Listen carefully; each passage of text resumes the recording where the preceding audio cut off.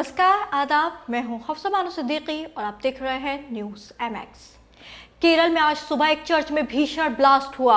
ये खतरनाक धमाका केरल के कोची में ईसाई समुदाय के कन्वेंशन सेंटर में हुआ, जिसमें एक व्यक्ति के मारे जाने की पुष्टि हुई है। इसके अलावा कई लोग इसमें घायल हैं और कुछ लोग तो गंभीर रूप से घायल हैं। अब इसे लेकर एक नई जानकारी सामने आई है, जिसमें बताया जा रहा है कि इस धमाके को लेकर एक शख्स सामने आया है, वो अब इसकी पूरी जिम्मेदारी ले रहा है। राज्य के ADGP अजीत कुमार ने बताया कि एक शख्स ने यहोवा विटनेस ईसाई समुदाय के कार्यक्रम में हुए इन बम धमाकों की जिम्मेदारी लेने का दावा किया है। अजीत कुमार ने कहा, सुबह एक व्यक्ति ने त्रिशूल ग्रामीण के कोकाडरा पुलिस स्टेशन में सरेंडर करने के बाद दावा किया कि ये बम धमाका उसी ने किया है। उसने सरेंडर भी कर दिया और उसके बाद इसकी जिम्मेदारी ले रहा है। आत्मसमर्पण करने वाले शख्स का नाम डोमिनिक मार्टिन है और वो खुद को यहोवा विटनेस समुदाय का ही सदस्य बता रहा है। दरअसल जैसे ही सुबह इस धमाके की खबर आती है तो हमारे जितने भी चैनल हैं, जो बड़े मेन स्ट्रीम मीडिया के चैनल हैं, तो उनके आप चाहे पोर्टल पे चले जाइए या टीवी चैनल पे चले जाइए, ब्रेकिंग न्यूज़ हेडलाइंस के तौर पर इसे कहीं हमास से जोड़ दिया जाता है, कहीं से आईसिस से जोड़ दिया जाता है। क्योंकि आपको बता दूं कि केरला में जो है अभी फिलिस्तीन के सपोर्ट में और इजराइल के अगेंस्ट रैली का आयोजन किया गया। केरला में वो हो गया क्योंकि वहाँ पर जो है हमारी रूलिंग पार्टी की जो गवर्नमेंट है वो नहीं है। इस वजह से केरला में रैली का आयोजन हो गया। तो गोदी मीडिया के तो पेट में दर्द था ही कि आखिर भारत में कैसे आयोजन हो सकता है, फिलिस्तीन के सपोर्ट में कैसे रैली निकल सकती है। और रैली नहीं बल्कि महा रैली थी। हजारों लोग सड़कों पर आ गए केरला में। इतनी बड़ी रैली का आयोजन हुआ, शायद कहीं भी इतना पुरजोर तरीके से फिलिस्तीन के सपोर्ट में कहीं भी ऐसी रैली और ऐसा एहतजाज नहीं हुआ जो केरला में हुआ था।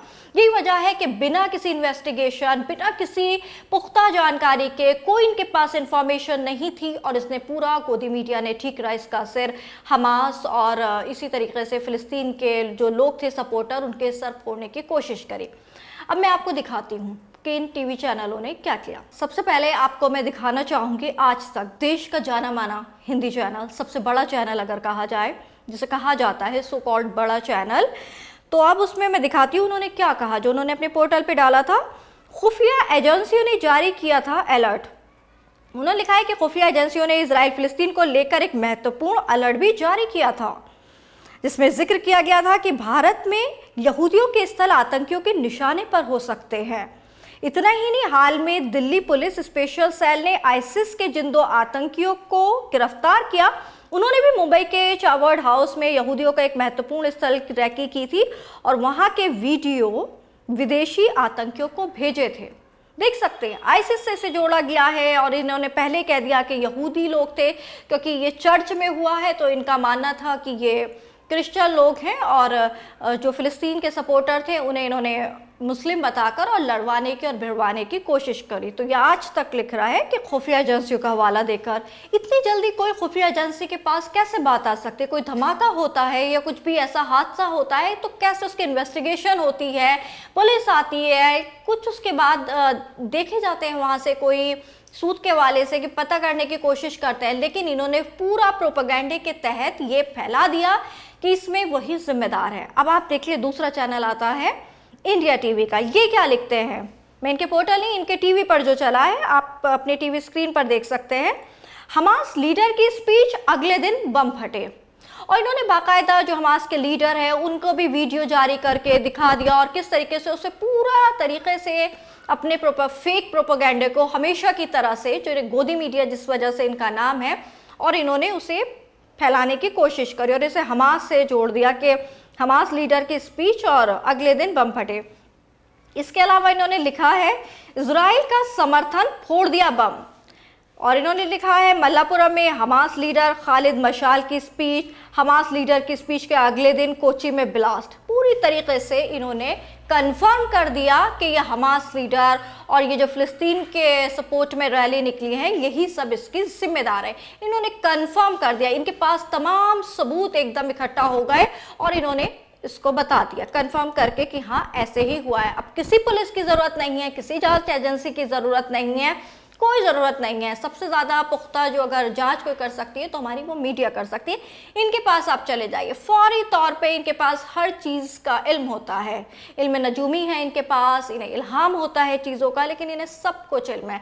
ये फ़ौरन बता देते हैं कि ये आखिर हमला कैसे हुआ है और इस हादसे का जिम्मेदार कौन है। दोस्तों, इसके अलावा और भी कई ऐसे पोर्टल पे मैं आपको दिखाने की कोशिश कर रही थी, लेकिन जैसे ही मैंने उनको स्क्रीनशॉट लेने की कोशिश करी तो उन्होंने अपनी वीडियो हटा दी। इसमें नेटवर्क 18 भी शामिल था। जैसे ही मैंने कोशिश की कि उनके स्क्रीनशॉट भी आप तक मैं दिखाऊं, लेकिन उन्होंने उससे पहले ही उसको हटा दिया। तो पूरा प्रोपेगेंडा ये फैला था, लेकिन अब तो साफ तौर पे शाम भी नहीं, रात भी पूरी तरीके से नहीं हो पाई कि एक व्यक्ति खुद ही आ जाता है और वो कहता है कि इसका जिम्मेदार मैं हूं, और उसने सरेंडर भी कर दिया। പഠിപ്പിക്കുന്ന സിദ്ധാന്തത്തെ ഞാൻ എതിർക്കുന്നു. ഈ പ്രസ്താവന നമ്മുടെ നാട്ടിൽ ആവശ്യമില്ല എന്നുള്ള പൂർണ്ണ ബോധ്യത്തോടു കൂടിയാണ് ഞാനിത് പറയുന്നത്.